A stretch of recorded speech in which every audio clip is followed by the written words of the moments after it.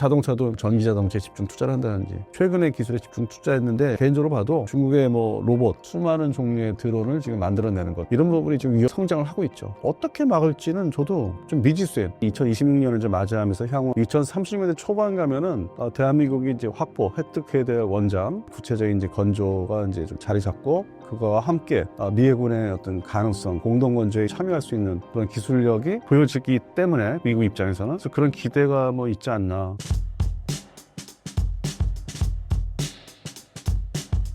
연말 말입니다. 하여튼 새해 복 많이 받으시고요. 하여튼 계속 지켜봐주셔서 감사합니다. 최근 트럼프 대통령이 핵잠수함은 하나에서라는 취지의 발언을 하면서 일각에서는 한국이 핵잠수함을 직접 건조하는 단계로 들어간 것 아니냐는 해석도 나오고 있습니다. 실제로 그렇게 봐도 되는 상황일까요? 일단은 마스가에 기초해가지고 미국에 가장 먼저 진출한 거는 이제 MRO지만은 한화 오션이 진출을 먼저 했고 자리를 잡고 있었고 그래서 상대적으로 HD 현대보다는 이제 그런 어떤 보여주는 거 시연을 하는 게 좀 더 앞섰기 때문에 좀 더 끌어들이기 위해서 그러니까 시작은 일반 그 수상 전투함 분야를 그것도 지원함 쪽으로 좀 같이 만들어 보자는 취지에서 그 자기들이 속내는 이제 그런 게 있는데 외형적으로는 결국 이제 종국에는 끝에 가서는 뭐 잠수함을 공동 건조를 한번 생각도 해보자 이제 그런 취지로 이제 넓게 얘기한 걸로 받아들여지고 있고 그러니까 좀 뭔가 좀 저기 끌어들이기 위해서 더 뭐 투자를 더 하라든지 더 열심히 하라든지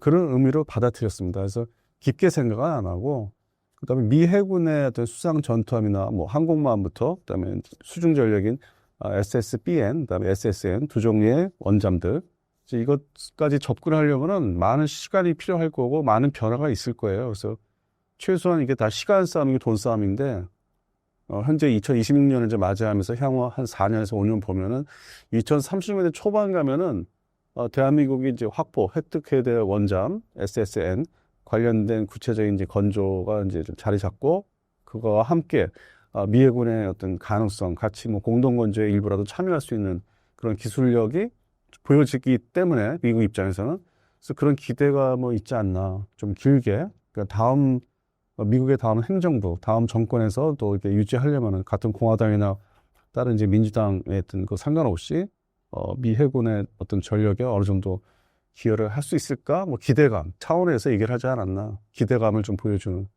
앞으로 잘해보자는 그래서 그 이상 그 이하도 아닌 걸로 보고 있습니다. 트럼프 대통령이 말한 황금 함대 구상 속에서 왜 하필 하나의 필리 조선소가 미국 핵잠수함 건조 거점으로 거론되고 있는 건가요? 근데 이것도 뭐 직접 건조라기보다는 MRO 정비 쪽에 좀 참여를 시키려고 하는 거 아닌가. 그러면 그것도 뭐 보안 구역이 있을 거고 뭐 기술을 노출시킬 수 있는 부분이 있기 때문에 그 부분을 일단 1차적으로는 제외시키고 어떤 단순 차원의 어떤 정비하는 부분에 좀 참여를 시키는 걸 고려도 할 수 있겠다. 그러니까 이게 뭐 만든다, 같이 공동 건조다 이거는 아직 멀었고 그래서 그런 차원에서 얘기를 꺼낸 것 같고 황금 함대라는 게 뭐 참고적으로 말씀드리면 좀 현재로서는 수상 전투함 중심으로 얘기가 되고 있는데 조금 비현실적인 부분도 지금 뭐 나오고 있죠. 뭐 거의 2만 톤짜리 뭐 구축함, 호위함을 만들겠다고 하는데 그것은 뭐 충분히 이제 납득이 되는 것도 있지만은 이게 과연 뭐 실천이 될까? 그래서 변수가 미국 해군 자체에 대해 그 관련된 변수도 많고 그다음에 이제 동맹국인 대한민국의 이제 하나오션 끌어들여서 하는 것도 좀 자질구레한 변수가 계속 존재하지 않을까. 그래서 선뜻 뭐 이렇게 뉴스가 나왔다고 해서 거기에 바로 환호하거나 이렇게 좀 박수치거나 그런 단계는 아직 아닌 거다. 그래서 여러 가지 시간이 또 이렇게 지켜봐야 되는 문제가 좀 복잡한 문제가 내부적으로 있지 않을까. 협의를 또 끊임없이 해야 되고.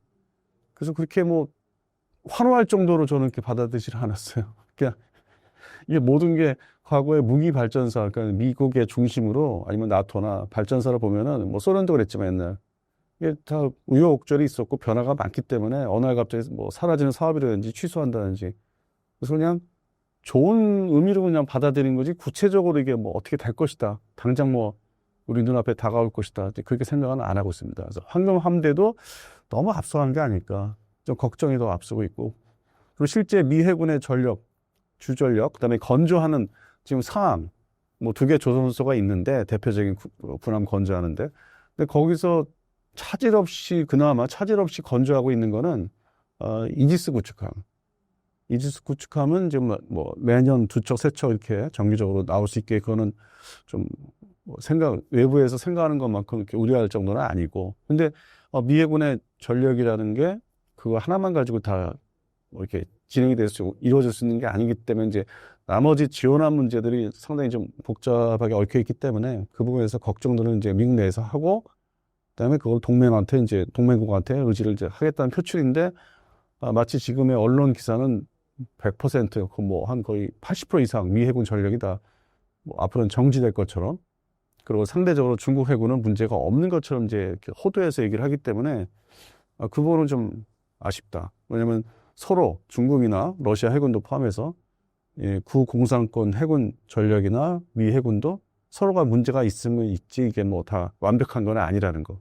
근데 어쨌든 중간에 말씀드린 대로 미 해군의 알레이 버크급 이지스 구축함은 뭐 차례차례 계속 찍고는 있더라고요. 그리고 지금 사실상 실패했던 사업으로 접어드는 게 컨스텔레이션급. 옛날부터 제가 말씀드렸는데 1년 전부터 이 부분을 이제 뭐 커버하기 위해서 좀 보완을 하기 위해서 급하니까 미 연안경비대, 미 해안경비대의 순찰함, 뭐 초기함인데 무장이 빈약함, 이제 이런 거를 뭐 좀 변형해서 뭐 해군 군함으로 도입하겠다 하는 이제 얘기도 하는데, 근데 실제적으로 그럴 것 같으면 기존에 그 LCS 프리덤급도 있고 인디펜던스급이 있는데 그것을 더 뭐 무장을 좀 강화시키는 게 낫지 않을까.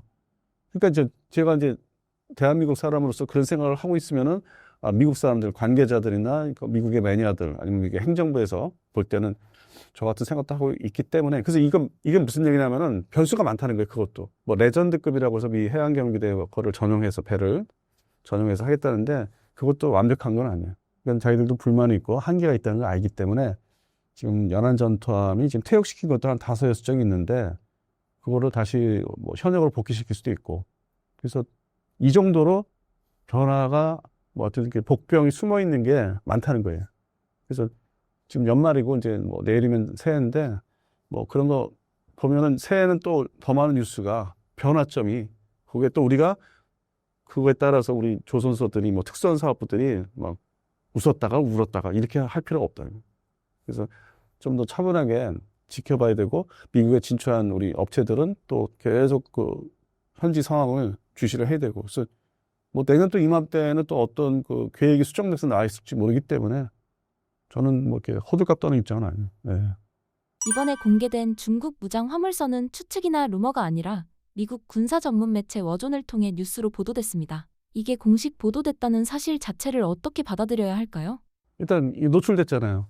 그럼 이게 상선에다가 무장 싣는 거 노출됐기 때문에 저는 이미 의미가 없다고 봐요. 이게 노출 안 되고 갑자기 2차 대전 때 그런 경우가 있었는데 어떤 독일 해군이 그렇게 사용한 적이 있는데 뭐 그런 영화도 최근에 나오는데 뭐 수송선이 뭐 무장을 좀 장착한다든지 아니면은 미국의 상선이 대서양을 건너기 위해서 무장을 장착한 경우라든지 여러 가지 이제 그런 종류들이 있는데, 이거는 이미 지금 뭐 미국과 중국 간의 격돌을 이제 실제 전쟁하기 전에 노출됐다는 건 그 대비책이, 아무리 미 해군이 지금 뭐 노후 함정들이 많다고 하는데 어느 정도 대비책, 특히 뭐 미국은 항공 전력이 그걸 다 커버하고도 남기 때문에, 그리고 이제 예전부터 수년 전부터 또 수상에 있는 모든 그러한 또 워낙 뭐 중국이 해군, 중국의 뭐 해경, 그다음에 일반 그 상선이 그 좀 가장한 군함들 있죠. 상선으로 이제 가장한 지금 말씀하신 이제 그런 부분들을 다 때려잡기 위해서 폭격기들을 동원해서 동시다발적으로 제담을 막 이렇게 다 이렇게 막 투하를 할 수 있는 그런 테스트는 이미 오래전에 다 해봤기 때문에 다 처리할 수 있지 않을까. 뭐 미 해군의 항공대도 그렇고 뭐 미공군도 그렇고 태평양 전역에 많이 깔려 있기 때문에 그런 작전 계획이 잘 수립되고 뭐 노후 항공기라도 전술기라도 좀 더 제때 가동을 시키면은 말 그대로 정밀 유도 폭탄을 배달할 수 있는 투하 배달, 그런 측면에서는 그렇게 큰 위협이라고 할 수 없고, 오히려 이제 바로 앞에 있는 동북아 국가로서 바로 앞에 있는 대한민국하고 일본 이제 해야 될 숙제가, 일본은 해상자위대, 그다음에 우리 대한민국 해군의 어떤 주 전력이 있지만은 각각 일본의 해상보안청, 그다음에 우리는 해경이죠. 이 함정들, 보유하고 있는 함정들의 어떤 무장을 좀 더 강화하는 측면으로 나가야 되지 않을까. 유사시엔 다 같이 모여서 싸워야 되기 때문에, 특히 바다에서는 우리가 뭐 대만 유사시에 우리 한국군이 참전 뭐 한다, 이거는 뭐 상상할 수 없는 건데, 해상은 이게 뭐 경계선이 없기 때문에 휩쓸려 들어갈 가능성이 있어요. 그러다 보면은 해군뿐만 아니라 우리 대한민국 해경도 일정 부분 우리 해군은 보조를 해야 되기 때문에 뭐 무장 측면에서 좀 더 좀 생각을 해야 되지 않을까. 지금은 관심이 없는 것 같아요. 지금 외형상으로 나오는 거 보면은. 그리고 이제 해상 감시하는 그 해경의 항공기도 숫자를 좀 늘렸으면 좋겠어요. 그게 수송기를 기반한 감시 정찰 뭐 이렇게 초계기인데 무장을 장착 못하는. 근데 사전에 이제 그런 거를 다 포착을 하려면은 우리 해경의 항공대도 좀 숫자를 늘렸으면 좋겠다. 왜냐하면은 일본의 해상보안청은 그런 생각을 염두에 두고 마치 나름대로 예산을 확보해서 뭐 풀빵 찍듯이 뭐 계속 많이 만들어내고 있어요. 소형이든 중형이든 대형이든. 어떤 순찰함이라고 하는 거를 경비의 함이죠. 그다음에 항공기도 계속 일정 부분 숫자를 감시할 수 있는 항공기 숫자를 유지하고 계속 신규로 사고 도입을 하고 있고. 그래서 그걸 보면서 우리 해군도 뭐 중요하지만은 우리 대한민국 해경의 전력이 이 정도 가지고는 안 되겠다, 모자란다. 평상시에. 그다음에 과거에 뭐 80년대 말까지만 봐도 해군하고 합동작전, 연합작전을 해서 뭐 북한의 간첩선을 뭐 추적을 한다든지 감시를 한다든지 그런 역할도 했고. 그래서 그런 측면에서는 우리 해경이 더 문제예요. 뭐 미국을 지금 어떻게 대응을 할 것인가. 이제 그거는 그들이 알아서 할 거고, 이 유사시에 다 이렇게 묶여 있는 대한민국 해경도 좀 강화했으면 좋겠다. 이제 그런 생각을 하고 있고, 그리고 이제 이게 상선 뭐 아니면 어선 얘기를 이제 하시잖아요. 아니면 대형 뭐 화물선이라고 그러는데, 이게 어떤 경우를 적용할 수 있냐면은 동남아시아를 이제 방문을 이제 여행을 갔다 오거나 출장 갔다 올 때 다시 돌아올 때 밤 비행기를 타면은 불빛들이 엄청나게 막 있어요. 싱가포르 노선에서 대한민국 올 때 보면 엄청 많아요. 그러면 그게 무슨 얘기냐면 발견하기 쉽다는 얘기. 이게 뭐 스텔스 뭐 이런 개념이 아니기 때문에 그냥 일반적인 항공기로도 이렇게 금방 포착이 되는데, 그 파괴하는 거는 이제 그거를 비무장 항공기가 포착하면은 연락을 해서 어떤 데이터 링크라든지 해서 공격기나 폭격기 와서 이걸 섬멸하는 거는 그렇게 어렵지 않을 거예요. 근데 물론 이제 대형 화물선, 중국의 대형 화물선에 이제 함대공 미사일까지 뭐 일부 숨겨서 한다고 하니까, 그러기 위해서는 이제 미 해군 같은 경우, 아니 미공군의 정밀 유도 폭탄이나 아니면 좀 더 사거리가 나오는, 그리고 대량 확보할 수 있는 뭐 공대함 미사일. 그러니까 그만큼 이제 선체가 크면은 폭탄 가지고는 안 되고 뭐 공대함 미사일을 여러 발 이제 좀 해서 가라앉혀야 되니까. 그래서 그러한 준비는 어느 정도 일정 부분 뭐 여러 가지 혼란스러운 상황에서도 하고 있어요. 근데 이 우리가 온라인 매체 중심으로 아니면 유튜브 중심으로 기사나 이렇게 영상을 접하거나 해설 접하시면은 너무 좀 편협된 일방적인 좀 하나에 좀 이렇게 몰려있는 얘기만 하는 거지, 전반적으로 봤을 때는 저는 결론 내리기를 전쟁은 해봐야 하는 거다. 알 수 없다. 상대방 다 장단점이 있기 때문에 그런 측면에서는 그걸 함부로 이렇게 쉽게 단정할 수는 없는 거고, 일본 자위대가 뭐 별 볼일 없다고 하는데 그것도 실전에 붙어봐야 하는 거고, 대한민국 해군도 마찬가지고 대한민국 공군도 마찬가지고. 그래서 그런 측면에서는 이거를 이제 미국 입장에서는 연합전력을 상당히 이걸 유지를 좀 하려고 노력하는 정치 외교적으로, 반면에 중국 입장에서는 북한과 함께 그걸 와해시키려고 온갖 그 루머나 뭐 이상한 소식을 온라인과 함께 유튜브에 올리는 거고. 하나의 예를 더 들면은 이번에 이제 대만을 포위하는 훈련을 이제 중국이 이제 하고 있어요. 항공기가 80여 대고 함정이 뭐 28척인가 동원을 했다 하는데 뭐 상당한 숫자죠. 그 특정 뭐 지역을 이렇게 360도 포위하는 거니까.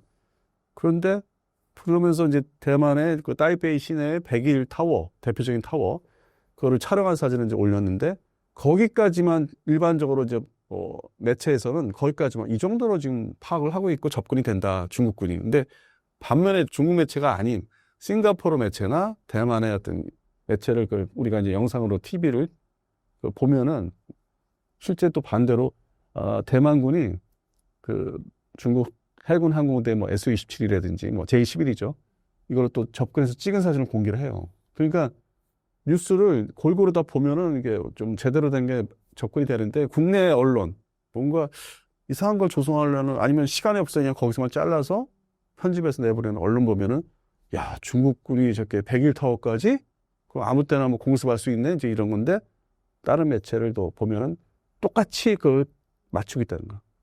비례가 되고 있더라고요. 그래서 J-11이 저렇게 포착이 됐으면 정말 아무 때나 격추할 수 있는 건데, 대만 공군이 그 정도로 해서 두 가지 하여튼 사진을 좀 봤어요. 그래서 좀 이쪽 분야에 좀 종사하신 분들께 좀 전문적으로 군사 쪽으로 그래서 여러 매체를 보라고 뭐 많이 건의들을 하죠.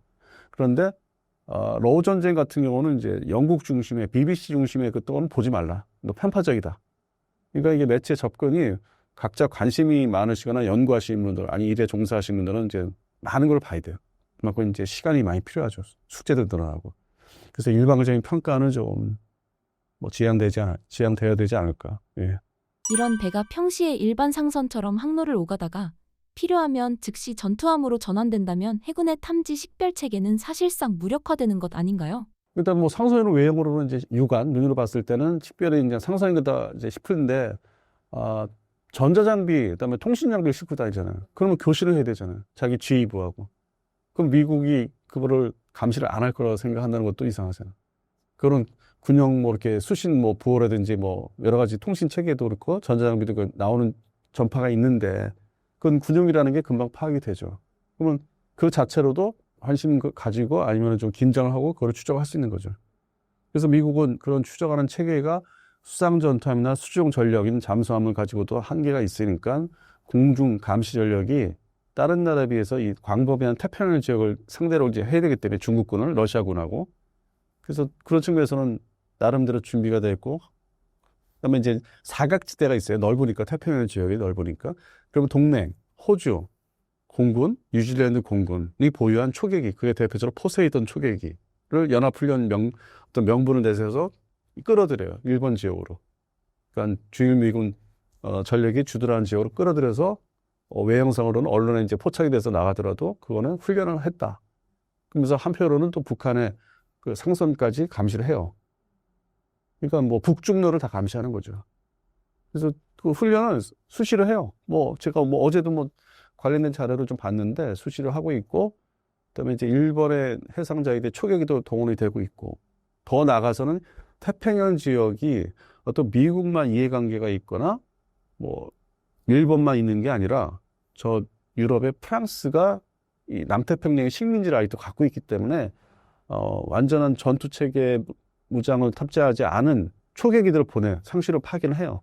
주도를 시키는 거죠. 남태평양의 자기들의 섬에. 그래서 그게 또 이제 합류를 합니다. 그럼 이제 우리가 일상적으로 봤을 때 호주하고 뉴질랜드는 태평양 국가의 일원이니까 같이 감시를 하는구나 생각하는데 그럼 프랑스는 왜? 이제 이렇게 생각하는데 결국에는 지구가 2차 대전 때부터 보면은 이쪽 전력이 일로 가는 게 다 실제 입증이 됐고 최근에는 또 서로 입증하기 위해서 뭐 일본 항공자위대 전투기가 캐나다를 거쳐서 나토에 들어가고 이제 다 해보는 거죠. 그래서 그 전에는 이제 이런 초계기들이 서로 와가 파견돼서 감시를 하고 있던 체계가 오래전부터 이게 시작이 됐기 때문에 항공무기 체계로서 감시를 면밀히 하고 있다는 거. 그리고 이제 무인화 체계, 뭐 글로벌 호크의 해상력이라든지 그래서 모든 체계를 자기만 미국만 가지고 있는 게 아니라 동맹국한테도 사교해가지고 뭐 호주도 그렇고 그다음에 대한민국도 글로벌 호크 있고 일본도 그렇고 그럼 무기의 공통화, 항공기 공통화. 그러니까 함정에 대한 한계가 속도 문제라든지 어떤 차원적인 그래서 3차원 그런 무기로서 다 커버를 하는 거죠. 그래서 그게 좀 강해요. 미국이 동맹국을 아시아 태평양 지역에서 끌어들여 가지고 하는 게 감시 체계가. 그래서 이거를 과연 빠져나갈 수가 있을까? 물론 빠져나간 게 뭐 한두 척은 있겠지만은 그리고 평상시에 그 괌 앤더슨 기지에 이거를 한 번에 이제 포착이 되면서 때려잡기 위해서 B-52H 폭격기, 그다음에 B-1B 폭격기가 이렇게 로테이션 배치가 되고 있어요. 그러니까 핵전쟁을 뭐 대비한다는 것, 1차적인 목적도 있지만 중국을 상대로 평상시 임무는 그러한 임무. 넓게 깔려있는 거를 이제 이런 감시기들이 정보를 데이터 링크로 쏴주면은 다 때릴 수 있겠고. 그래서 그거는 뭐 좀 역사가 오래됐죠. 그러니까 대테레 전쟁 기간 때도 그런 훈련을 많이 해봤고 그래서 발전을 시켰고 하다못해 뉴질랜드 공군의 포세이돈 초계기까지 일본 주일미군 기지로 오게 해서 그냥 외형상의 훈련이라고 하면서도 그걸 대비한다는 거. 그러니까 그게 목적이죠. 그러니까 다 동원을 해야 되는.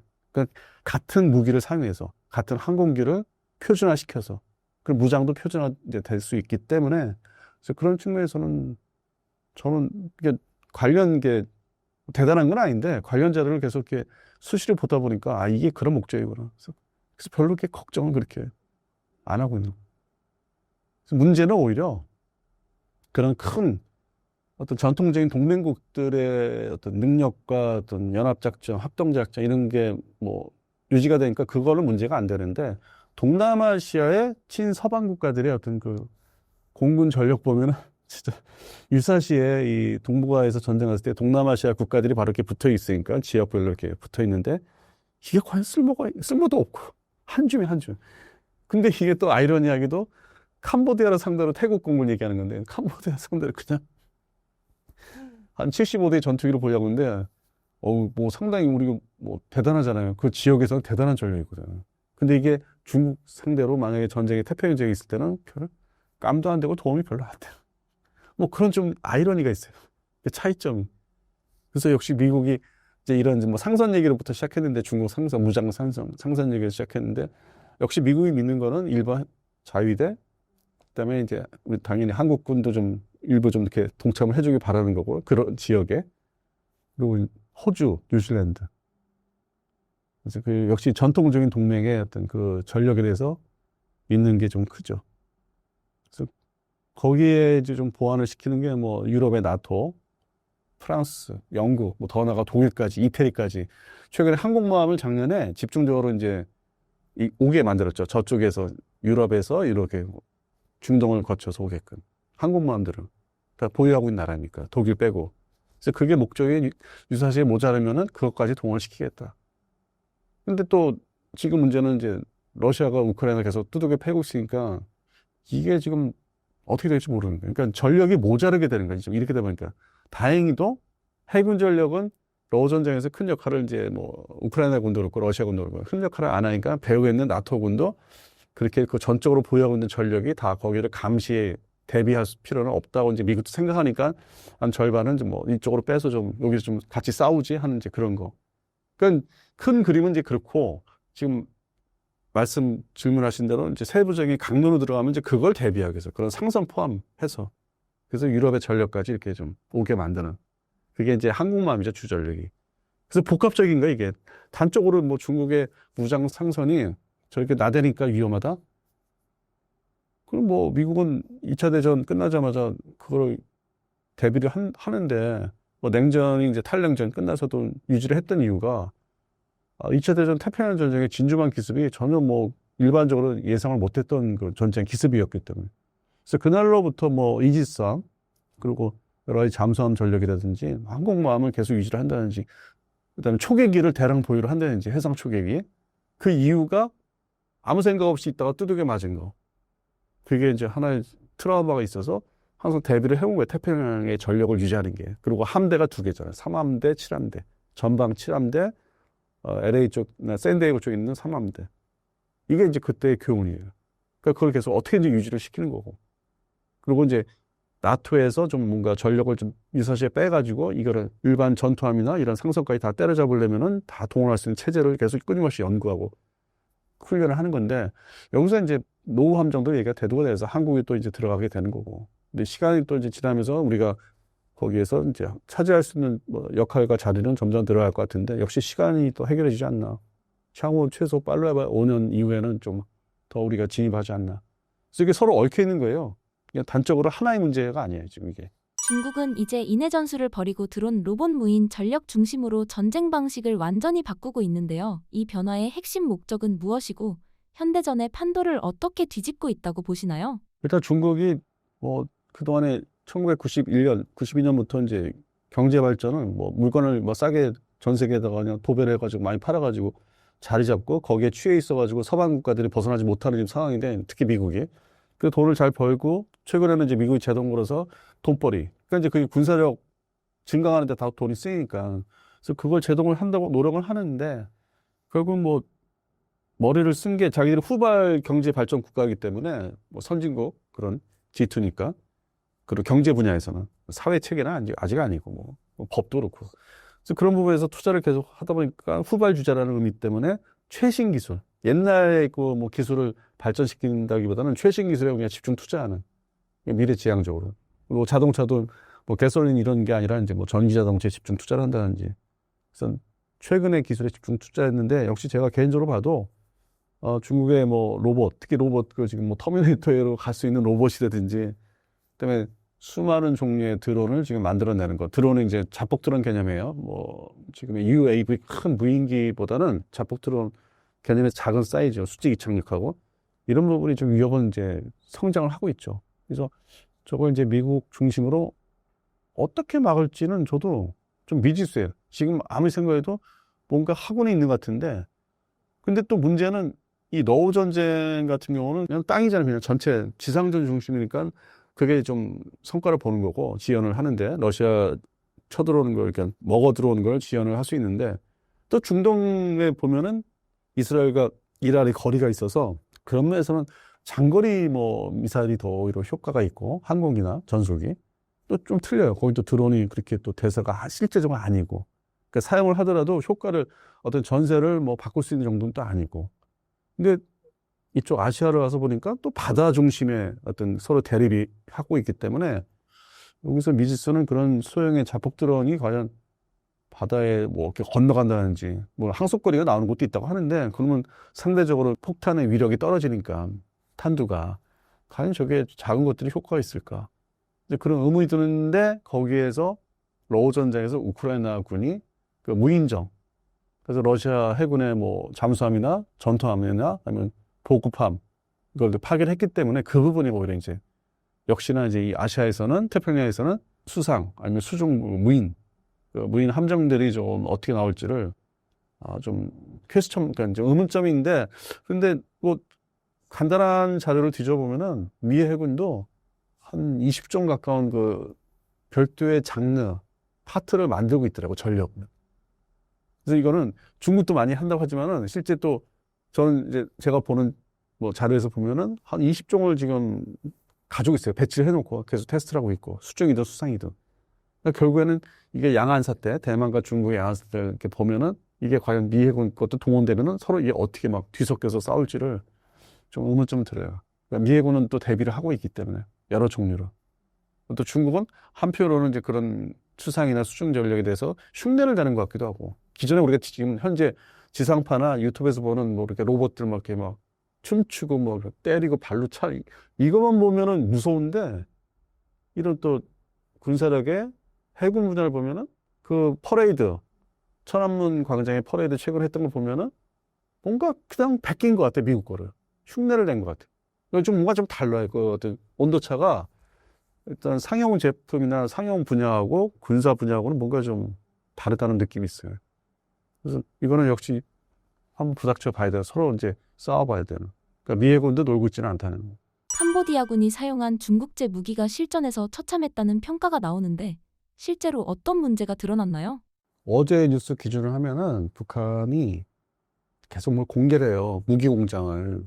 처음에는 뭐 미사일 공장을 공개를 하고 쫙 이렇게 나열돼 있는.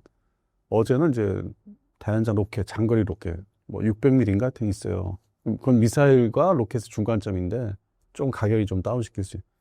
그래서 그걸 자꾸 이제 보다 보니까 두려움이, 김정은 체제에서 두려움이 많구나.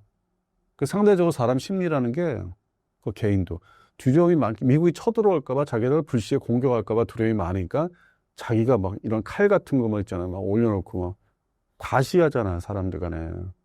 뭐 보여주잖아, 나도 있다고. 뭐 긴 칼도. 그러면 상대방이 움찔하잖아. 그러니까 자기를 지키기 위해서 계속 과시를 하는 게 많죠, 매체를 통해서.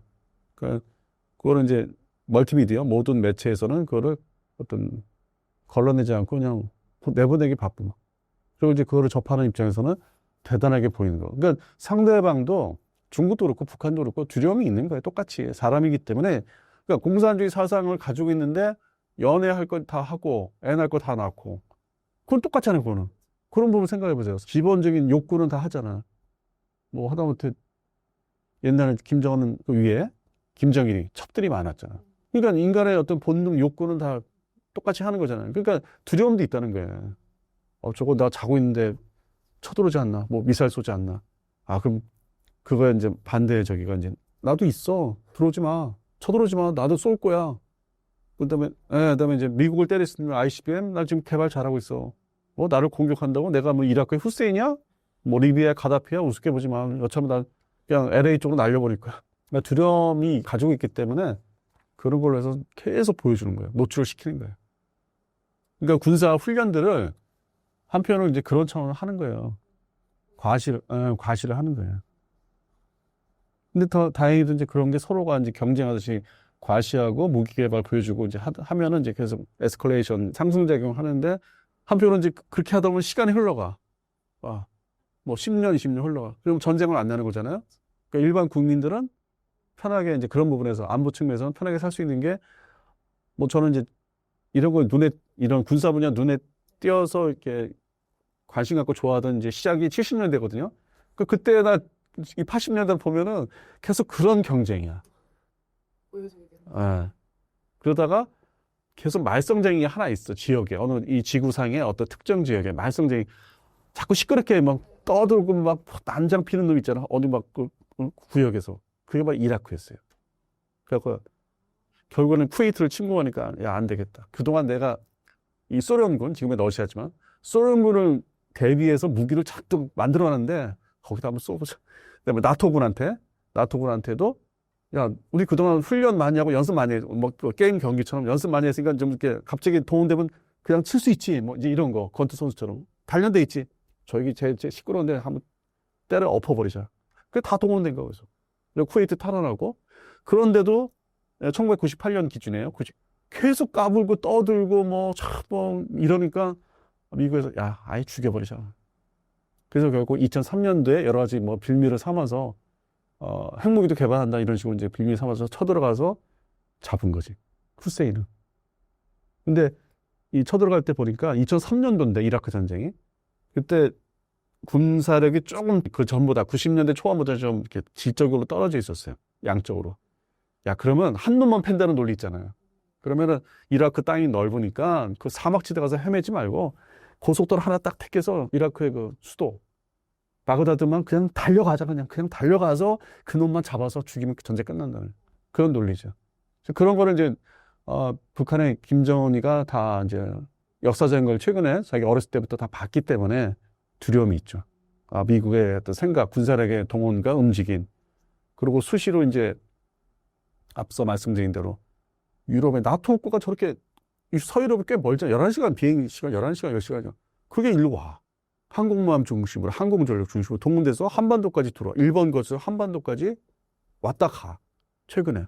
그러니까 지구는 하나구나 이게. 그러니까 이제 그런 측면에서 악몽이 이제 있는 거죠. 이라크 후세인도 저렇게 해서 제거됐는데 나토군하고 미국이 합세해가지고 그럼 나토군이 한반도에도 올 수 있는 거냐? 물론 6.25 때도 16개국이 주된 전력이 나토군이었어요. 그 당시 초기에.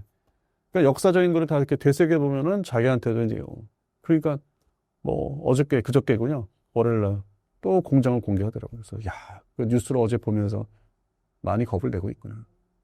물론 이제 우리도 반대로 북한이 기습을 하면 우리도 피해가 엄청나고 이제 많아지면 죽을 수 있는데 반대로 북한도 두려운 상대적인 서로가. 그래서 뭐 중국하고 미국의 어떤 대결이 어느 일방적으로 한쪽만 뭐 유리하다, 한쪽만 뭐 이렇게 피해가 적다 그런 거 아니에요. 일단 붙으면은 문제가 심각해지죠. 그리고 지구 경제가 다 절반은 망가질 거고. 그래서 그것 때문에 서로 막 으르렁거리면서 뭐 신무기 자꾸 공개하고 한번 해볼래 뭐 그런 거 있잖아요. 일반 영화에서 보듯이 똑같은 거예요. 나라 국가 간에도. 그대로 적용하시면 돼요. 일상생활에서 겪는 거나 영화에서 드라마에서 보는 그런 모습들이 국가 간에도 계속 으르렁거린다. 그러니까 쉬운 일상생활에서 논리를 적용하면은 뭐 전망이 돼요. 이런 위기 상황 같은 것도 전망이 되는데 다만 이제 지진 같은 어떤 그런 거는 우리가 예상할 수 없죠. 오히려 인간이 행하는 거는 일정 부분 예상은 된다는. 태국군이 중국제 포병 대공 시스템의 약점을 정확히 알고 약점만 골라 때렸다고 하는데 중국 무기가 구조적으로 취약한 부분은 무엇인가요? 근데 제가 접하는 측면에서는 캄보디아 군의 어떤 중국제 무기가 뭐 문제를 일으켰다? 그것보다는 구식 무기를 좀 많이 갖고 있다. 그러니까 예를 들어서 뭐 중국제 뭐 59식 전차라든지 대량 보유하고 있더라고요. 근데 59식 전차는 이제 구소련 당시에 이제 만들어낸 제작한 T-54, 55, 특히 T-54를 이제 라이센스해서 자국화 시킨 거기 때문에 지금 사용할 만한 전차가 아니에요. 그 59식이. 그런 전차들이 많이 이제 동원되고, 그다음에 이제 다연장 로켓포를 이제 주력으로 사용하는데, 그게 이제 지상무기잖아요. 항공무기가 아니고. 그러니까 발사하고 빨리 달아나야 되는데 그거를 이제 뭐 분산 배치해서 발사를 하더라도 그 자리에 그대로 있으면 이제 반대로 태국군은 또 미국의 어떤 전술교리, 항공교리를 많이 받아들였기 때문에 F-16으로 와서 이제 바로 정밀 타격을 조준해가지고 딱 때리잖아요. 그런 측면에서는 이제 상대가 안 되는 거죠. 그러니까 지상무기 중심으로 운영하고 중국제 아니면 뭐 구소련제, 뭐 소화기들, 기관총들 뭐 이런 것들을 사용하니까 상대가 안 되는 거죠. 그래서 그런 측면에서 문제가 있는 거지. 어떤 뭐 이게 작동이 안 된다? 그러면 중국제 무기도 그거를 이제 도입을 했을 거나 이제 군사 원조를 받는 형식으로 받았으면은 옛날 물건들. 그러니까 중국군에서 지방 부대에 있던 좀 오래된 뭐 한 사용 기간이 40년이 뭐 넘었다든지 그런 건 당연히 어느 나라 제품이든지 작동이 제대로 안 돼요. 몇 발 쏘면은 뭐 포신 뭐 망가지다니 막 이렇게 빵 담배 꽁초 막 부비듯이 이렇게 돼 있는 겁니다.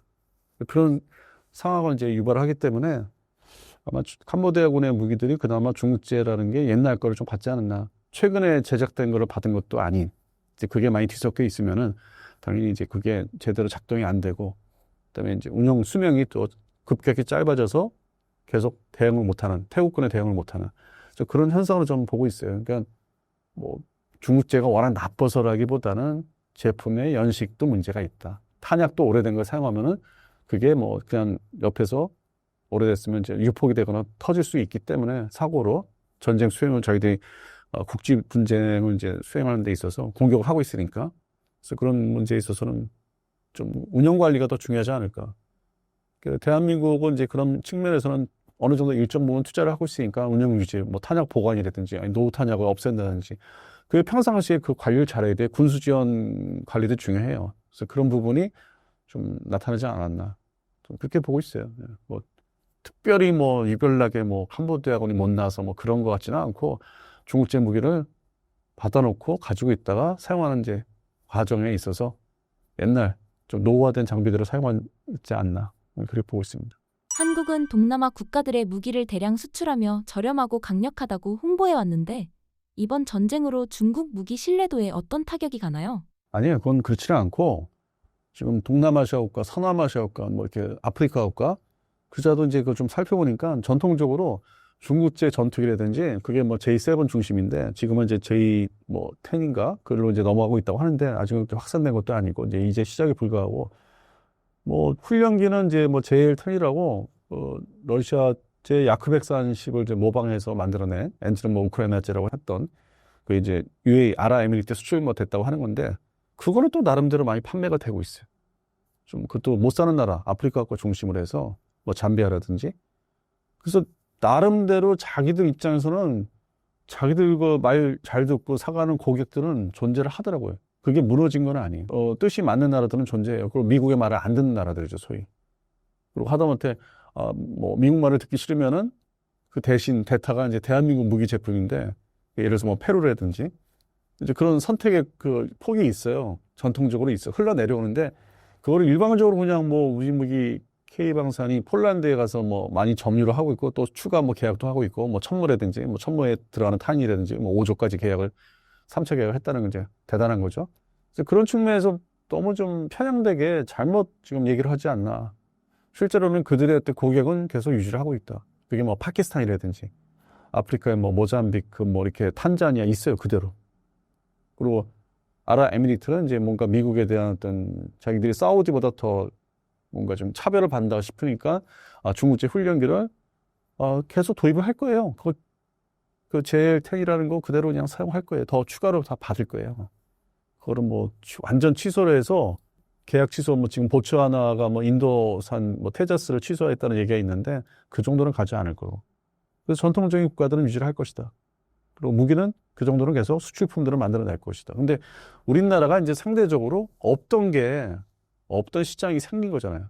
그걸 러우 전쟁 때문에 또 폴란드가 우리한테 이제 달려왔고, 그 주변국에서는 또 자주포로 더 사는 경우가 생겼고, 그다음에 천무도 뭐 수량은 많지 않지만은 급하게 뭐 소량이지만은 발주를 하는데 아마 조건이 또 이것도 뭐 K9 자주포 때처럼 부대에서 운영하고 있는 거를 빼가려고 하지 않나. 그러니까 긴급 도입 형식으로. 그게 바로 이제 뭐 에스토니아가 6문이라는 게 어느 부대에서 하나씩 수출하고 또 공대에서 만들고는 있어요. 근데 시간은 저게 더 급하다고 하니까 러시아 쳐들어올 수 있다고 하니까 이렇게 빼주고 이렇게 채우는 이제 그런 과정인 것 같아요, 지금.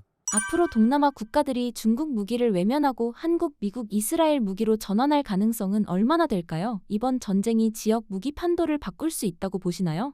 뭐 외면한다는 단어까지 쓸 필요가 없는 게 그저도 동남아시아 국가의 공군 전력을 보니까 그러니까 미국제가 안 되면은 이제 유럽제, 대표적으로 라팔이 있고 뭐 태국 이제 그리펜, 슈퍼 그리펜도 발주했지만은 조달 속도라든지 가격, 가성비죠.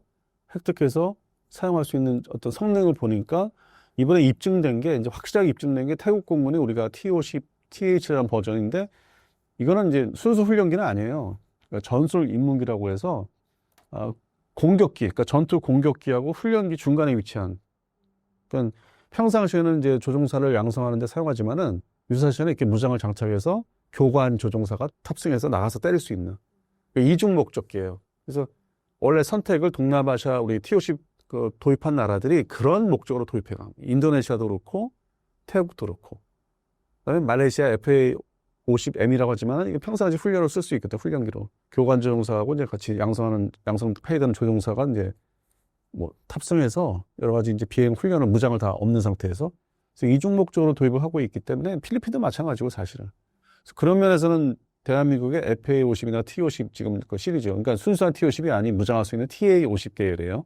전술 입문기계. T-50은 수출되는 게 존재하지가 않아요. 그건 비무장기고 날개가 얇아서 무장을 장착하기에 근본적으로 안 돼요. 수출품이 될 수가 없어요. 우리나라만 사용해요. 오히려 오리지널 T-50은. 그래서 그런 측면에서는 이게 두 번째 실전이거든요. 이게 지상 공격. 그러니까 이게 상당히 좋은 거예요. 이게. 그러니까 말레이시아 공군도 선택을 저희들이 잘한 거구나. 바로 윗나라에서 그렇게 막 때려부시고 있으니까. 그 태국군이 사용하고 있어요. 그다음에 인도네시아 군도 이제 공군도 보면서 라파를 지금 인수를 이제 하기 시작했는데 속으로는 T-50을 첫 번째 고객으로서 잘 한 거다. 저렇게 잘 사용하는구나. 필리핀도 그렇고 태국도 그렇고. 그런데 이제 우리하고 문제가 있는 게 이제 KF-11 그 분담금 이제 그 문제가 있어서 깎고 뭐 줄이고 해서 지금 기술을 가져가는 거는 사실 제약이 이제 많이 생겼고. 근데 이제 그 50대, 그러니까 48대에서 50대를 저희들이 면허 생산하기로 한 거는 계속 유지를 하고 있거든요. 뭐 대한민국 정부하고 인도네시아 정부하고. 그래서 이걸 보면서 한국산 제품이 가성비가 이제 좋다는 거를 확인했고, 이제 벗어나지 않으려고 이제 노력할 거예요. 그러니까 KF-12 사업에서 배척이 안 되려고 이게 물건이 좋은 건지 알았으니까. 그거에 최신 완전한 전투기가 KF-21이니까 FA-50은 이제 전투 공격기고. 그래서 그런 측면에서는 뭐 중국산을 생각할 이유가 없죠. 기존의 이 군수 지원 체계를 생각하면은 지금 인도네시아, 태국, 필리핀, 말레이시아가 또 그 이제 새로 들어오는 거고. 이제 그게 다 정착이 됐는데 이거를 추가해서 다른 나라 제품을 뭐 그 무리해서 도입을 한다면은 돈이 더 들어가거든. 그리고 미국이 또 싫어하고. 그러니까 정치 외교적으로도 군사 정치 외교적으로도 문제가 이제 유발되니까. 그래서 선택한 게 그 절충안이 순수한 미국제는 아니고 미국 스타일의 무기, 전투기. 그게 바로 FA-50, KF-21이거든. 그래서 우리는 고객을 확실하게 이제 자신 있게 어깨에 힘주면서 계속 유지할 수 있는, 추가로 판매할 수 있는. 이번에 이제 태국 공군이, 자기들의 아주 쓸만한 거를 이제 알았기 때문에 아주 좋다, 물건이 좋다는 걸 알았기 때문에 추가 도입을 지금 더 할 거예요. 지금 현재로서는 2대를 더 가져가기로 돼 있는데 아마 그 이상, 제가 볼 때는 한 20대 정도 더 가져가지 않을까. 왜냐면 기존의 태국 공군의 노 전투기가 쓸모없는 전투기가 두 종류가 있기 때문에 알파제트하고 F5EF가 있기 때문에 그거를 연차적으로 이제 도입하는 계획을 세우지 않을까. 가성비 좋은 지상 공격이 아주 탁월한. 그리고 태국 공군의 측면에 라오스가 있고 캄보디아. 얘네들은 공군이 없죠. 라오스도 없고 전통적으로. 그럼 라오스가 또 말썽을 피울 수도 있어요. 그러면 이쪽 방면에 FA-50이 이제 배당이 되면은 이쪽도 배당을 시켜야 되기 때문에 그 기지에. 그래서 더 필요하죠. 그리고 그 그리펜과 슈퍼 그리펜 두 종류예요. 그리고 스웨덴치 전투기는 이쪽에 미얀마, 등쪽에 미얀마. 미얀마는 러시아제 Su-32 주력이기 때문에 그거를 제대로 견제하려면 역할 분담이나 기지 배당이 그렇게 나눌 수밖에 없어요. 그러니까 공군용 없는 데는 FA-50은 충분히 다 정밀 타격이 되니까. 반면에 이제 F-16 계열들은 이제 시간이 흐를수록 이게 자동차도 똑같지만은 노후화가 됩니다. 또 도입한 지도 오래됐고 옛날 기체고 옛날 시리즈들이고. 그래서 그거에 대한 또 대체를 고민하다 보면은 2030년대 되면은 2030년이나 31년 되면은 당연히 KF-91을 생각할 수밖에 없다. 그러니까 여기서는 이제 스웨덴제 뭐 슈퍼 그리펜, 뭐 그리펜 EF형인데 이거는 별개라고 생각하시면 돼요. 소량 도입하는 거고. 그리고 군수 지원 측면에서는 아시아 국가에서 조달되는 전투기가 더 유리하다는 걸 이제 알게 됐고 바로 달려와서 해주니까 군수 지원이나 뭐 정비 이런 문제에 있어서. 그리고 하다못해 그 항공기가 뭐 특정 뭐 부분이 좀 이렇게 업그레이드를 해야 된다면은 직접 비행을 해서 항속거리가 나오면은 편도 비행해서 사천기까지 날아가서 정비하고 오면 되고. 그다음에 이제 뭐 태국공군도 공중급유기로 이제 뭐 발주를 하기 시작했으니까 뭐 한 대지만은 그 한 대 한 대 계속 그런 식으로 사니까 아주 뭐 작게 그러면 가까운 장래에 직접 한국에 날아올 수 있다는 거잖아요. 뭐 훈련 뭐 명분이나 훈련 핑계로 와서 업그레이드를 해서 갈 수 있고 그런 측면에서는 아시아 권역 이게 좋은 거죠. 저쪽에 스웨덴보다. 그게 이제 어떤 장점으로서 이제 시간이 흐르면 흐를수록 이제 우리가 부각이 되고 인정을 받는 거예요. 사실 뭐 지금 FA50 계열 T50 TH형이지만은 이렇게 실전에서 인정받기까지는 뭐 한 16년, 뭐 15년 걸렸어요. 태극군한테 인정받기까지 15년 걸린 거죠. 2011년부터 우리가 수출을 이제 내보냈기 때문에 이 동남아시아에 인도네시아를 시작으로 한 10년 정도, 평균 10년 정도에 이제 실전 투입이 된 거니까 뭐 필리핀이 먼저 했었고, 뭐 그렇습니다. 그래서 이제 동남아시아 국가는 이제 친서방 국가 중심으로 이제 더 나아가서 KF11까지 고객이 확보되는 이제 순서로 가고 있는 거고, 뭐 태국뿐만 아니라 말레이시아도 그럴 것이고, 필리핀은 당연한 거고, 인도네시아는 이제 면허 생산, 조립 생산할 것이고 현지에서. 그러면 이제 그 옆에 서남아시아 국가가 시작이 되죠. 미얀마. 이건 전통적으로 중국하고 러시아 시장이에요. 여기 팔아서도 안 되고 미국도 원치 않고 미국을 반대하는 국가. 바로 옆에 벵글라데시. 이것도 친중국 국가예요. 그리고 인도는 절대 미국제 안 사요. 그다음에 이제 파키스탄. 이건 완전 중국제만 사는데요. 그래서 이 서남아시아, 아프가니스탄은 이제 그런 전력에 상관이 없고.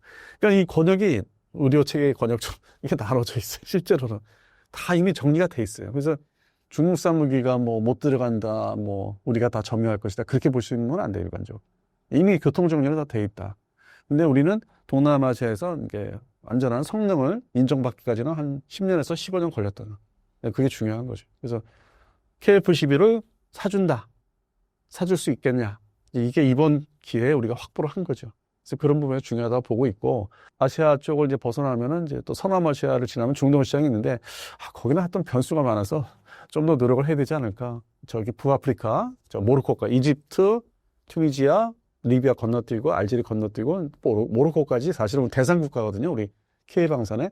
근데 워낙 중동 국가들은 뭐 만만 뒤에다가 뭐 세워라 내워라 하는 그런, 뭐 아무 때나 모양, 살 수 있다, 뭐 나중에 살 수 있다, 뭐 아니면 당장 살 수 있다, 이걸 알 수가 없기 때문에 그런 측면에서는 계속 관리를 해야 되고.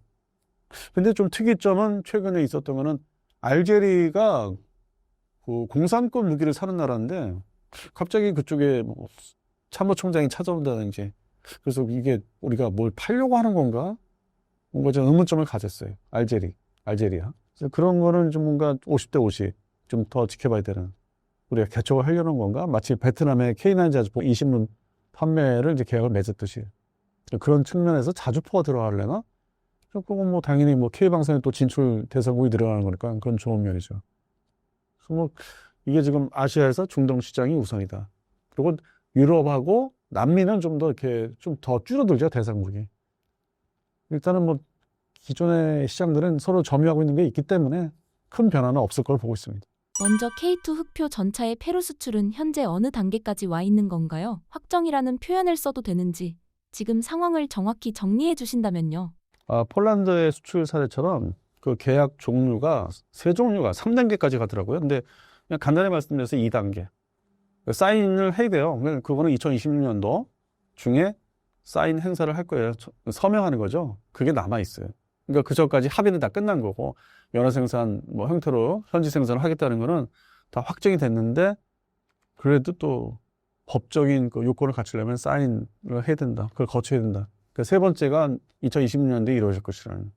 그래서 뭐 특별한 뭐 변수는 없을 거예요. 현재 남미 국가에서 이 대한민국 K방산에 대해서 상당히 하여튼 자기들이 선호를 하고 있기 때문에 그래서 주변국에 이제 어느 정도 영향을 미칠지는 지켜봐야 되는데 워낙 뭐 남미 국가들이 또 출발점이 뭐 스페인이나 포르투갈 그 영향을 갖고 있는 나라들이기 때문에 유럽에 언어로 따지면 모국이 그쪽이고 그다음에 2차 대전으로 해서 독일 사람들이 뭐 아르헨티나 많이 가서 산다든지 칠레라든지 뭐 우루과이 전통적인 백인들이 많이 또 유입이 되고 있기 때문에 자기들이 어떤 이해관계가 유럽하고 또 맞닿아 있기 때문에 그래서 페루는 워낙 그 안에서도 좀 인종도 그렇고 독립적이었죠.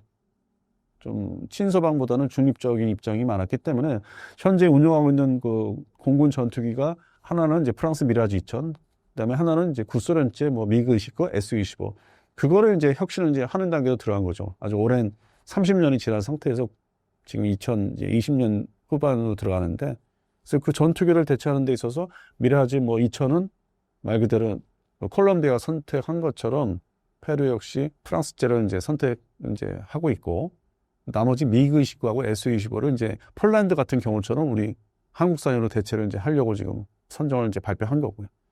그래서 그런 뭐 좀 공통성이 이제 흘러내려오고 있는 거죠. 그런 무기 또 선택하는 거는 옆에 나라의 영향을 받는 거죠. 브라질의 이제 슈퍼그리펜 면허 생산 그걸 오랜 기간 몇 년 동안 지켜보다가 콜롬비아가 또 같은 전투기를 선택하고 2개국이 그러니까 또 이렇게 지도상을 보면 이제 이렇게 페루가 또 그대로 영향을 받아서 핵심 주력 전투기는 마치 태국처럼 슈퍼그리펜 선택을 하는데 나머지 그 뭐 중간급, 그 하위급의 로우급은 대한민국 제품이라는 게 이제 공통점이 이제 생기는 거죠. 그러면 그게 나중에 이제 FA50이 면허 생산 형태로 들어가서 뭐 운영을 하다 보면은 결국 2030년, 30년 넘어가면서 KF11도 도입할 가능성이 높아지는.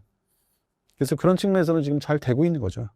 이번 계약이 K방산 입장에서 갖는 가장 큰 의미는 무엇이라고 보시나요? 특히 남미 최초 전차 수출이라는 점이 왜 중요한 의미를 가질까요? 일단 저는 중남미 시장이라고 안 합니다. 왜냐면 중미는 그러한 무기를 살 수 있는 능력이 예산도 없고 주변국의 위협이라든지 뭐 또 미국의 바로 밑에기 때문에 멕시코부터 그런 초음속 전투기를 갖는 거를 고성능 초음속 전투기 갖는 거를 미국이 원래 싫어했어요. 70년대 초부터 그 정책이 있었어요. 그 중남미 국가들한테 그러니까 중미부터 시작해서 남미 국가한테 초음속 고성능 전투기를 절대 수출을 안 하겠다. 상당히 갈등이 많았어요. 멕시코하고도. 근데 그거를 78년 지나가면서 80년대부터 이제 워낙 그 중남미까지 소련, 그 당시 소련이 진출하니까 그 대표적인 국가가 이제 뭐 니카라구아가 이제 반군에 의해서 이제 공산화됐고, 그다음에 이제 그 반군이 또 많았었고, 중미에. 그래서 이제 그거를 80년대부터는 좀 풀게 했어요. 그게 대표적으로 수출된 전투기가 F5EF와. 그걸 70년대 초반에는 절대 못 준다. 그 정책이 하여튼 되게 강경했는데, 그래서 그런 식으로 이제 원조나 이제 뭐 저렴하게 몇 대 주고 판매해주고 했던 게 중미 국가. 2000년대 냉전이 끝나고 나서부터는 그러한 무기를 줄 이유가 없었고, 줘봤자 엉뚱한 데 사용하고, 자기들 뭐 내전이라든지, 아니면 쿠데타 일으키는 데 사용하니까, 그래서 그 이후로는 중미 시장은 어떤 국가 예산도 그렇고, 목적에도 부합되지 않기 때문에, 미국이 좋아하지 않아요. 그러니까 예를 들어서 FA50을 멕시코 공군에 팔고자 접근해서 세일즈를 해서 뭐 이렇게 상담을 이제 진행하면 미국이 최종적으로 수출 EL, 엑스포트 라이센스를 주지 않는 게 엔진 부분에서. 그럼 끝나는 거예요, 그냥. 그래서 이제 미국의 정책이라는 게 있기 때문에 그게 뭐 보이지 않는 정책이죠. 쉽게 드러나지 않는. 그래서 전투기 수출에 있어서 이제 중미 국가를 제어를 시켜야 되고, 그럼 대신 이제 반대급부로 그 남미 쪽에 이제 비중을 이제 우리는 두고 있지만 남미 쪽에 미국이 또 이제 전반적으로 군사력에 있어서 이제 밸런스를 잡아주기 위해서 뭐 칠레 같은 나라, 칠레가 지금 F-16이 주력기는 하지만은 또 F-35 같은 나라는 이제 뭐 판매할 이유가 없기 때문에 그거를 이제 보강을 좀 뭐 서로 해줘야 된다. 또 우리도 뭐 수출 뭐 대상 국가도 들려야 되는데 뭐 멕시코 같은 나라 판매 못 한다면은 그래서 그런 측면에서 서로 상호 보완적으로 협의해가지고 남미 시장에 더 비중을 두게 만들 거예요. 자기들의 어떤 지리적으로 가까운 중미보다는 남미 쪽에. 그래서 중남미 시장으로 하면은 좀 뭐 안 맞는 것 같아요. 그래서 저는 그냥 남미라고 합니다. 그 수출대상, K방산 수출대상국의 지역은 남미. 그래서 어떤 발전 가능성은 뭐 크지는 않겠지만은 페루 주변 국가들, 그게 이제 좀 전반적으로 군사력이 제대로 갖추고 있는 나라는 이제 뭐 칠레. 최근에 이제 아르헨티나가 덴마크에서 사용하던 F-16 전투기를 인수하기 시작했는데 이제 그런 게 그렇게 이제 컨트롤 하는 거죠, 미국에서는. 미국이 다 원래 그 소위 저작권 같은 개념을 다 가지고 있기 때문에 승인을 다 받아야 되거든요. 그래서 칠레를 좀 개발을 좀 해야 되지 않을까. 페루에 이어서. 에콰도르는 옛날 같지 않게 돈이 좀 없고 옛날에 공군력이 좀 있었는데 그렇다고 콜롬비아는 또 지금 이 정권 자체가 또 미국이 원치 않는 좀 싫어하는 정권이고. 그래서 그거에 이제 많이 그 편승을 해가지고 그때그때 이제 상황 봐면서 시장을 개척하면은 성과가 있지 않을까. 그래서 평상시에 어떤 여러 뉴스에 해외 그 뭐 그런 단신이라도 이 영업하는 쪽에서는 뭐 열심히 그 체크하고 있는 건 내가 알고 있어요. 근데 그거를 유튜브 쪽에서는 이제 그대로 연결을 못 하고 있더라고. 실제 영업하는 분들은 잘 알고 있는데. 그래서 그런 측면에서 남미 시장이 앞으로 좀 더 늘어나지 않을까. 지금보다는 물량이. 중요하다고 생각하고 있습니다. 페루의 산악 지형과 작전 환경에서 K2 전차의 어떤 성능이 가장 강점으로 평가됐나요? 기동성, 화력, 정비성 가운데 현지군이 특히 주목한 부분이 있다면요. 이 페루가 지금 현재 그 9세련째 T-55 전차를 200여 대 갖추고 있는데 이건 워낙 뭐 옛날 구형 전차인데 어떤 산악 뭐 지대다 뭐 그런 지형 지문을 얘기들 하시는데 그것보다는 인접 국가가 뭐 도로로도 연결돼 있으니까 다 뭐 이 기동하는 게 도로지 뭐 산을 뭐 타고 올라가는 건 아니니까 한반도에서 물론 6.25 때 이제 M36 잭슨이라는 대전차 자주포가 산에 기어 올라가서 하향 사격을 한다든지 중동부 전선에서 그래서 우리는 그 산악지대에 맞게 포탑을 차체를 해서 이렇게 내릴 수 있는 그런 기능을 K1 전차부터 심었는데 그거는 이제 일종의 뭐 영상에서 보는 특징이고 주변국이 무슨 전차를 앞으로 이제 혁신해서 도입을 하느냐 이제 그걸 주시하기 때문에 이제 일단은 브라질 쪽도 염두에 둔 것 같고 칠레도 전차가 이제 레오파르트 2A4지만은 구형이지만 가지고 있기 때문에 그거에 비례해서 120mm 주포 그다음에 어떤 장포신 성능을 본 거죠. 그런 일반적인 화력을 주변국이 어떤 앞으로 더 늘어날 전차가 뭔가 물론 이제 남미 쪽은 전차가 뭐 그렇게 뭐 많이 보유하고 있는 지역들은 아닌데 그런 측면에서 선택의 어떤 폭이 조달 측면에서 말로만 뭐 계약해서 뭐 언제 줄게 하는 독일제보다는 가격도 뭐 2배 이상이고 그래서 한국제가 이제 성능 가격에서 선택이 된 것 같아요. 그리고 그 기술의 출발점 기반이 어떤 미국 전차에서 시작이 됐고 뭐 주포도 마찬가지고 뭐 프랑스제 뭐 영향도 받은 것도 있고 프랑스제 르클레어 전차 영향 받은 것도 있고 그래서 복합적인 성능이 이제 이렇게 만들어진 게 우리 K2 전차고 그래서 그런 측면 그다음에 군수 지원은 이제 자기들이 조립 생산을 요구해서 하면은 그 정비를 어떻게 할 수 있다 뭐 그거에 대해서 또 기술 이전을 받을 수 있거든요. 동시에 그 여건 자체가 면허 생산을 이제 하면서 그래서 그런 측면을 자체적으로 이제 군수 지원을 좀 어느 일정 부분 저희들이 하기 위해서 그래서 그런 게 다 장점이 되지 않았을까. 그다음에 최종적으로 가격이 독일제 전차에 비해서는 저렴하고 미국은 또 전차를 남미의 M1 전차, M1 A2, A1이나 A2를 줘야 되나 말아야 되나 또 그 고민하는 거 시간, 까다로움. 그럴 바에는 아예 그냥 저쪽 가서. 근데 그 DNA 태생 자체를 보면은 이게 유럽제의 장점과 미국제의 장점을 다 갖추고 있는 K2 전차. 그래서 그런 걸 다 본 거죠. 그러니까 물건 자체로 본 거예요. 산악지형은 두 번째고 뭐 산에서 싸울 것도 아니고 걔들이 다 도로로 연결되어 있기 때문에 그래서 뭐 그런 측면에 좀 선택이 되지 않았을까. 근데 그 이상 200대의 T-55를 보유하고 있기 때문에 그대로 1대1 대처를 할 것으로 보지는 않아요. 그건 옛날 방식이고 그냥 2대1 대처를 한다면은 지금의 절반을 더 사지 않을까. 지금 계약을 이제 최종 계약을 하고자 하는 대수의 절반을 더 할 수 있고 우리는 또 영업을 해서 그걸 성취를 해서 한 100대까지는 좀 만들어내야 되죠. 그쪽에서 면허 생산을 이제 하는 거지만은 조건이. 그래서 뭐 또 숙제가 뭐 크지는 않지만 남아있죠. 그쪽 지역에서는 또, 그 폴란드 비교해서는 크지는 않은데 남미 지역의 어떤 시장에서는 또 제2차 뭐 수출을 한다는 게 또 중요할 수 있죠. 옆에 나라에도 줄 수 있으니까. 하다못해 칠레한테 그 레오파드 2A4를 대체해라. 또 우리가 적극적으로 권할 수 있기 때문에. 그래서 그런 측면. 그 다음에 브라질도 생각을 고민을 할 수 있게 만들어요. 지금 현재 전차를 교체할 시기가 왔기 때문에 지금 드리는 말씀입니다. 이스라엘이 기존의 미국 유럽 무기 대신 한국의 K 방산을 현실적인 대안으로 보기 시작한 결정적인 이유는 무엇인가요? 오히려 반대로 뭐 수출을 하려고 아이언돔 쪽으로 끊임없이 지금 노력을 이제 하고 있는 것 같아요. 우리가 가성비가 좋게 빠른 시일 내에 그걸 확보를 못할 거라고 판단을 했는지 아이언돔 쪽을 라파이사인데 최근에 좀 홍보를 좀 강하게 하더라고요. 언론사 동원해가지고. 그래서 우리를 수출 대상으로 보고 있지 반대로 뭐 수입을 한다?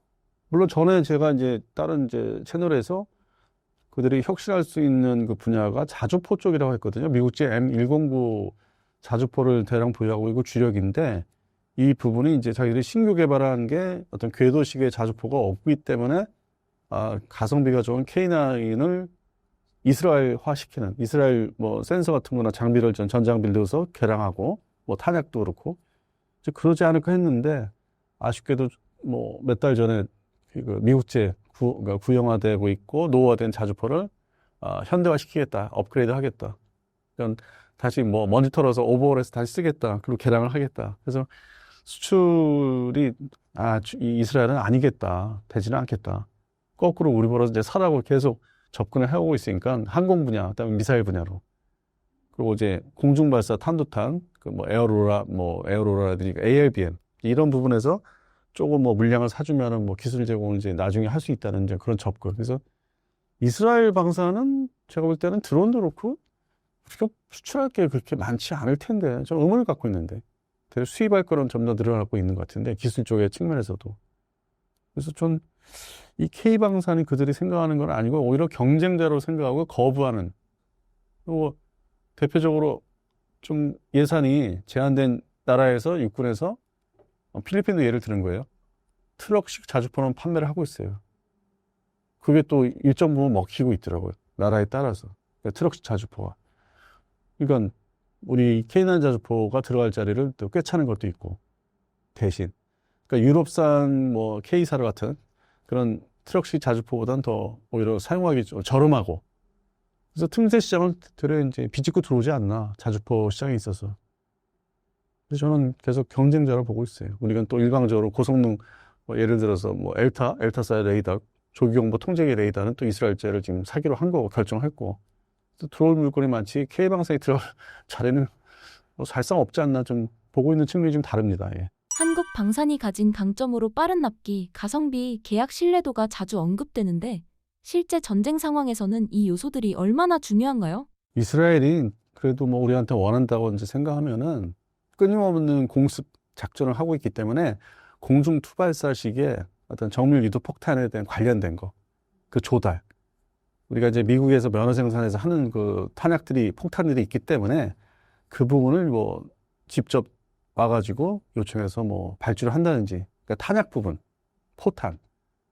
왜냐면 지금 현재 M609 자주포에 뭐 탄약이 또 우리가 생산을 하니까 뭐 사거리 연장탄도 있고 이제 그런 부분에서 좀 가능성이 좀, 그러니까 왜냐면 완제품의 플랫폼이 아닌 화약, 뭐 탄약 쪽에 그건 좀 가려져, 그러니까 등급이 낮아요. 성과의 측면에서 낮게 얘기하고. 그래서 그런 측면에서 빨리 좀 뭐 달라. 지금 소모가 워낙 많았으니까. 그리고 앞으로 이제 뭐 이란도 그렇지만 이란이 그동안 소모한 탄도탄을 중국의 뭐 로켓 관련 엔진의 뭐 연료라든지 막 급히 도입을 했던 것처럼 이란을 상대로 2차 공습전을 준비하고 하고 있는 것 같아요. 그게 또 이제 해가 바뀌면은 또 할 가능성이 있어요. 뭐 새해 신년에.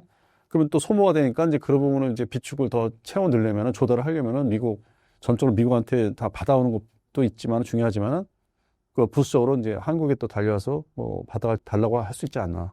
근데 그런 부분은 또 비공개를 해달라. 왜냐면 우리 또 마찬가지고 중동 국가와도 거래가 있기 때문에 우리가 또 고민도 할 수 있고, 그러면은 마치 우크라이나 쪽에 간접 그 155mm 포탄 제공하듯이 우리가 이제 미국에 또 뭐 하청 받아서 미국에 만들어서 미국에 보내서 미국이 이스라엘을 보낸다든지 뭐 그런 정도로 보고 있어요. 탄약 분야에 있어서. 미국의 지원이 여전히 크지만 이스라엘 입장에서는 왜 그 지원을 100% 확신하기 어려운 상황이 된 건가요?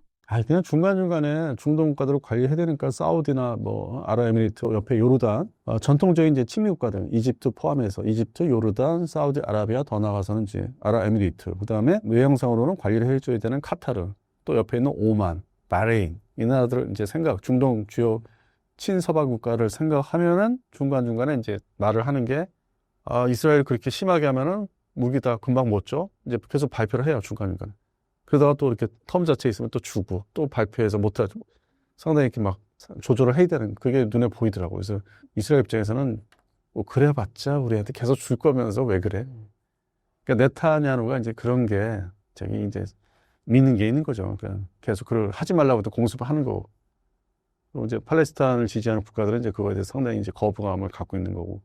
근데 뭐 그거는 미국과 이스라엘이 손을 잡은 게 옛날에 이제 닉슨 정권 때 이제 키신저인데, 키신저는 또 뭐 사실상 유대인 그 기거든요.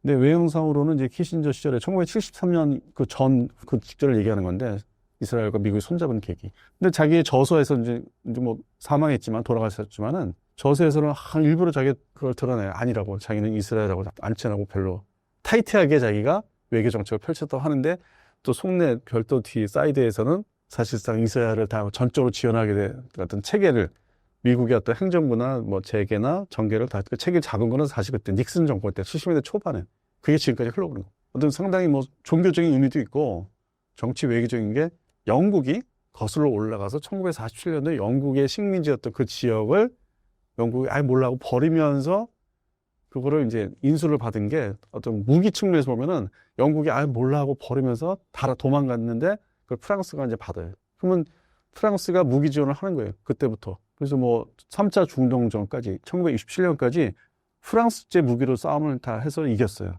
그래서 이제 그 이후에 1927년 이후에 프랑스가 이제 중동 국가들한테 이제 압박을 받으면서 너 자꾸 무기 줘서 우리를 이렇게 죽이게 만들 거야. 하니까 프랑스가 정책을 바꾸어서 거기서 또 벗어나 이제. 나 이제 더 이상 못 줘. 하면서 미국한테 이제 협의한 게 있죠. 비밀리에. 이어받으라. 그래서 영국, 프랑스, 미국이 이어받는 거예요. 그래서 지금까지 흘러오는 거예요. 그게 본격적으로 3차 중동전 이후에 1969년 이후에 모든 정책이 미국의 대외 정책이 냉전 시절인데 한참 냉전 시절인데 대외 정책이 첫 번째가 소비에트 연방을 붕괴시켜야 되는데 이거를 어떻게 할까 하다 보니까 중국, 그 당시 중공을 끌어들여요, 미국이. 그게 키신저 역할이 있었고 그 다음에 유럽의 나토는 계속 유지를 이제 무기 체계를 더 발전시키면서 강하게 만들고 그리고 이제 프랑스로부터 이제 인수받은 이제 이스라엘을 미국이 딱 받아서 4차 중동전 1970년대 때 엄청난 무기 지원을 막 숨이 넘어갈 정도로. 그래서 그런 정책이 이제 소련을 잡기 위해서 중공하고 손잡고 이스라엘을 또 손에 거머쥐었는데 전통적으로 한반도가 이제 이게 또 사실 눈에 한반도는 일본을 자기가 가지고 있기 위해서 지키기 위해서 앞에 내세우는 선수거든. 전방 선수거든. 우리는 그 역할이거든. 사실 속내는 2차 대전 때 태평양전쟁 때 원자폭탄 2발로 때려잡은 일본은 계속 자기 손에 쥐고 있어야만 태평양 지역에 어떤 자기들이 그 안전이 유지되는 거예요. 일본이 알 수 없잖아요, 사실은. 우리가 흔히 얘기하잖아요. 국가적으로 아니면 개인적으로 일본은 알 수 없는 나라. 저게 어떻게 돌변할 수 할지 모르니까 사실은. 그러니까 계속 미국 관리하는 차원에서 최전방의 한반도를 분할시킨 게 소련과 이게 서로 중간지대, 회색지대 만들어. 그러니까 어떤 지금 우리 DMZ에서 나눠져 있지만은 하나의 그런 적이에요. 전쟁을 일으키지 말라는 차원에서 6.25 전쟁도 사실 그렇게 해서 휴전을 시킨 것도 이제 그런 측면에서 한반도가 이제 많이 문제가 됐던 게 지금까지도 그러니까 거기에 얽혀 있는 게 지금 그러니까 유럽 지역, 중동 지역, 그다음에 양안 사태, 한반도 그러니까 계속 얘기가 나오잖아요. 1945년 이후에 그다음에 우리 정부 수립된 1948년 이후에 이런 4개 지역은 전통적으로 계속 문제가 되고 전쟁이 일어나고 근데 거기서 중간에 쓸모없다, 이익이 없다. 그거 버린 게 베트남이고, 지금 이제 전체 베트남인데, 남베트남 버린 거고요. 그냥 버린 게 그냥. 돈 쓰기 싫고, 유지를 하기 싫고, 뭐 부패, 뭐 여러 가지 있었지만 버린 거고, 두 번째 버린 게 아프가니스탄. 자기의 목적은 이제 오사마 빈라덴은 다 죽였으니까, 더 이상 쓸모없는 나라, 뭐 그런 지역이니까 버려, 그냥. 빨리 그냥 나와. 후차나 빨리 나와. 그냥 가지고 나와. 사람 다 태워서. 뭐 그런 모습이 영상에서 다 봤고. 근데 그거를 이제 뭐 좀 진보 쪽에서는 미국이 저렇게 힘이 없는 종이호랑이다, 쫓겨난 거다, 진 거다, 이제 그렇게 계속 이제 가르쳤죠, 사람들한테. 근데 실제 미국은 버린 개념이 필요가 없어. 그러니까 그때 시절별로, 시기별로 버린 거예요.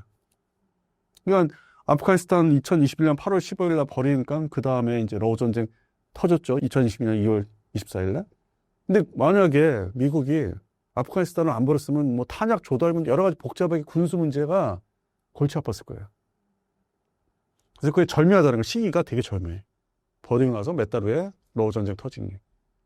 그 다음에 이스라엘이 이제 항공전, 공습전. 다 무기들이잖아요. 결국에는 거기에 들어가는 게 다 무기들이잖아요. 조달해야 되고, 보급해야 되고. 근데 그 와중에 대한민국 K방사는 이제 딱 잡은 거예요. 근데 한편으로는 또 미국의 입장에서는 뭐 꼭 미국의 역대 대통령이 결정하는 건 아니고, 소위 그 안에 이제 세력들이 있어요. 정책만 주도하는 실무자들, 공무원들이. 뭐 그때 행정부에 이렇게 선출되는 그런 사람들 말고 뭐 국방장관 이런 게 아니라 그 세력들이 있는데 그 사람들이 이제 대한민국 방산을 단계적으로 그러니까 허용을 해요. 이 정도 키워주고 이 정도 키워주고 이 정도는 좀 머무르고 그러다가 이제 쭉 이어져요. 1975년부터 소총부터 M16A1 소총부터 이제 단계별로 풀어줘요. 그리고 하는 거 보니까 잘한단 말이야, 대한민국 사람들이. 그러니까 그럼 이제 80년대, 90년대 되니까 우리도 요구도 했지만 그게 바로 이제 T-50, F-50. 이게 국제 전투기 역할을 해줘야 되겠다. 먼 훗날 할 수 있다. F-5EF를 대체하는 새로운 전투기가 필요한데 우리 미국이 그걸 스스로 혼자 옛날처럼 만들기에는 좀 부담스러운데 이거를 똑똑한 놈 하나 키우자 했던 게 이제 T-50, F-50의 국제 공동개발. 지금 이제 필리핀에서 태국에서도 이게 효자노릇 하죠. 미국도 만족하는 거예요. 반은 미국 제품이니까 엔진이. 그러니까 태국이 F-35 달라고 막 그렇게 막 못 살게 자기들을 괴롭혔는데 실제적으로 현실적으로는 F-50까지, T-50, T-H 가지고 지들이 만족하잖아. 그러니까 미국의 정책은 그게 숨어 있었지. 쟤네들은 저 수준인데 왜 나한테 F-35를 달라고 하는 거야? 그거 갖다 운영지 어렵고 기밀 보호 유지도 안 되는 놈들이 왜 그냥 T-50 가지고 만족해 했는데 결국 성과가 나오니까 이제 태국도 이거 그냥 이제 외형선을 K방산 얘기하면서 한국 제품 좋아. 더 사야 돼. 돈 좀 마련하자. 그래서 아마 더 살 거예요. KF-11까지 갈 거고. 그런 정책이 미국이 숨어 있고 서로가 협의하고 합의해서. 근데 그동안에는 한미 정상회담 얼마 전에 이재명 대통령 한미 정상회담 하기 전에는 제가 이런 얘기를 하면은 저 사람은 뭐 친미야? 완전 무슨 숙미야? 뭐 미국이 다 했대? 미국이 뭐 도와줘서 했대? 우리가 다 한 건데? 뭘 얘기를 이렇게 할 수 있어. 오해할 수 있어. 근데 그게 아니라는 게 입증을 한 게 한미 정상회담에서 이재명 대통령이 트럼프 앞에서 우리 TV를 봤잖아요. 일종의 이제 좀 우스갯소리로 형님 저 언제 가셔야 되는데 바로 얘기하잖아요. 바로. 근데 연료가 필요한데 그러고 나서 사실은 내가 지금 중국 때문에 골 아프시지. 내가 이거 만들면 도와드릴게. 그 초계 작전 그 수중에서 감시하는 거 해드릴 테니까 합시다. 이렇게 된 거 아니에요. 사실 드라마의 어떤 그 대사로 표현한다면은 그걸 봤을 때 저도 충격을 먹었어요. 실제 이게 이래 이면에 존재하는 걸 이렇게 공개적으로 얘기할 수 있나? 세계적으로 지구상에. 그러니까 뒤에 숨어 사는 얘기인데 실무자들 간에. 근데 이제 그걸 보신 분들은 제가 말씀드린 게 맞잖아요. 오랜 기간 이게 다 협의를 해서 합의를 하고 해서 같이 해온 거지. 우리가 뭐 국방과학 연구소의 과학자분들이 얘기하는 대로 혼자 밤을 새가면서 혼자 책상에서 뭘 연구해내는 게 아니란 말이에요. 비공식적으로 기술을 받은 것도 있고 훔쳐온 것도 있고 돈 주고 산 것도 있고 그게 다 모이니까 내가 다 했습니다. 그 아주 일반적인 사회의 그 현상도 내가 다 했어. 나 잘난 놈이야. 뭐 이런 거. 그런 현상이 이제 국방과학연구소 최근에 어떤 그런 게 좀 심해요. 사실은 좀. 뭐 죄송하게도. 70년대 초반에 중반에는 사실 뭐 맨땅에 헤딩한 거는 맞는데 지금의 무기 개발은 여러 가지 뭐 합법적인 비합법적인 그 조달 과정을 통해서 국산 제품이 나오는 것도 많고 트렌드를 쫓아가는 것도 있고 흉내내는 것도 있고 카피 뜨는 것도 있고 다 복합적이에요. 그래서 K방산이 이 정도로 사실은 그 내부를 들여다보면 되게 복잡해요. 근데 그런 부분에서 이제 다시 처음 얘기로 돌아가면은 이스라엘도 사실 그렇게 커왔기 때문에 우리 거하고 비슷하기 때문에 우리 물건을 가져가려고 하지 않고 미국에서 군사원조 MF 자금을 통해서 개발되거나 만들어서 공짜로 받는 거로 선호하죠. 그래서 이스라엘은 사실은 완제품이 있어서는 미지수예요. 대략 우리가 더 사줘야 될 게 늘어나고 있는 것 같아요. 신사임당 구독자분들께 한마디 부탁드립니다. 그래서 일반적으로 지금 여러 유튜브에서 전에는 좀 심했는데 요즘 덜한 편인데 그냥 뭐 막무가내로 이제 국뽕을 많이 얘기를 하고 뭐 K방산이 무한정 뻗어 나갈 것처럼 말씀을 했었는데 실제적인 이런 이제 현상들을 이제 이면에 좀 우리 국가 간에 이런 걸 보면은 그렇지 않다는 거. 그리고 미국의 어떤 방산 수출 목적이 뭐였고 반면에 거기에 사실 이제 같이 편승해가지고 이제 우리가 지금 성장하고 있는데 그럼 K방산은 이제 그 과정이 실제는 어땠는지 그러한 부분을 좀 더 연구들을 많이 해서 좀 발표를 좀 많이 했으면 좋겠어요. 그 부분이 좀 더 모자란 것 같습니다. 그래서 저는 개인적으로 그쪽 부분에 계속 관심을 두고 조금씩 해서 이제 이렇게 뭐 이렇게 발굴을 하거든요. 이렇게 뭐 여러 가지 뭐 내용들을 보니까 뭐 영상뿐만 아니라 인터넷 자료도 보고 그다음에 주로 이제 책자를 많이 봐요. 뭐 저서들을 많이 보고 아니면은 번역서를 많이 보는데 그러한 부분들은 이제 많이 발췌하고 생각을 해서 현재 시청자분들한테 좀 전달을 해드리고 있습니다. 그래서 앞으로도 그 부분은 흥미를 더 갖고 있기 때문에 그럴수록 이게 방송을 해드릴수록 더 계속 새로운 얘기들을 발굴해서 말씀을 전할 목적으로 지금 출연하고 있습니다.